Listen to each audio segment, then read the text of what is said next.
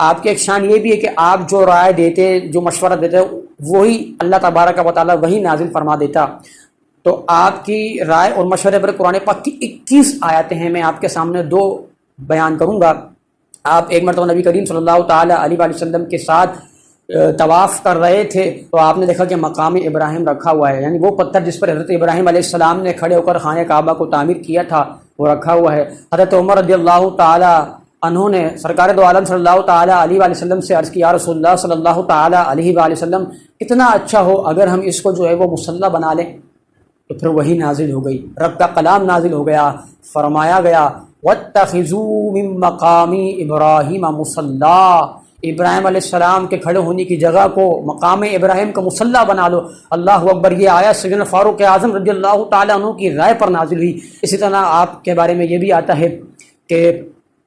آپ نے نبی پاک صلی اللہ علیہ وسلم سے عرض کیا، یا رسول اللہ صلی اللہ تعالیٰ علیہ وسلم، ہر قسم کے لوگ آپ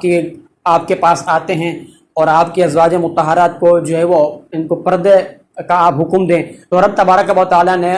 پردے کی آیت نازل فرما دی۔ اللہ اکبر، یہ سیدنا فاروق اعظم رضی اللہ تعالیٰ کی شان ہے کہ آپ کی رائے پر 21 قرآن کی آیتیں نازل ہوئی۔ اور امام جلال الدین سیوطی رحمۃ اللہ علیہ نے فاروق اعظم رضی اللہ تعالیٰ کی شان میں ایک رسالہ لکھا ہے، اور اس رسالے میں صرف یہی جمع کیا ہے کہ وہ کون کون سی آیتیں جو حضرت عمر فاروق اعظم رضی اللہ تعالیٰ عنہ کی رائے اور مشورے پر نازل ہوئی ہے، اور اس رسالے کا نام ہے قطف الثمر فی موافقات عمر۔ یہ رسالہ موجود ہے۔